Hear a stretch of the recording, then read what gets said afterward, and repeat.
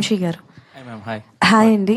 So very tough to do these kind of a characters and if I'm not wrong this is the debut for you, right? అవునండి. Yeah.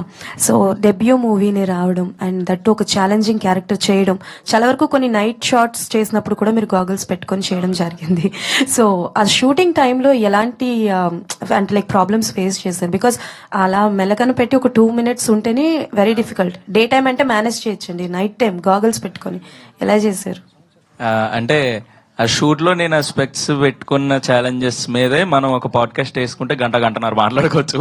But just మీకు కొంచెం ఒక చిన్న insider ఇస్తా. ఏంటంటే night morning అంటున్నారు కదా, నాకు ఆ డిఫరెన్స్ ఉండదు యాక్చువల్లీ. ఎందుకంటే కళ్ళజోడు పెడతారా, కళ్ళజోడు పెట్టిన తర్వాత దాని మీద డల్లింగ్ స్ప్రే కొట్టేస్తాడు మా అక్షయ్. ఎందుకంటే ఆయనకి కెమెరా లెన్స్, కెమెరా రిఫ్లెక్షన్ కనపడకూడదు కెమెరాలో. సో నాకు పగలకి రాత్రికి తేడా లేదు.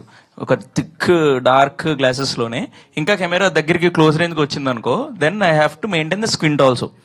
ఇప్పుడు ఇలా లెగిసి వచ్చి మీతో మాట్లాడి సెకండ్ ఇచ్చి వచ్చి కూర్చొని షాట్ ఉందంటే I have to practice this whole path.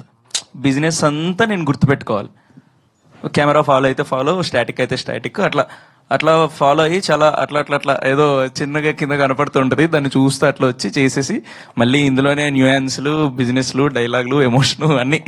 So మంచి ఎగ్జైటింగ్ ప్రాసెస్. నాకు యాజ్ ఎన్ యాక్టర్ నాకు చాలా కిక్ ఇచ్చింది అది. ఓకే.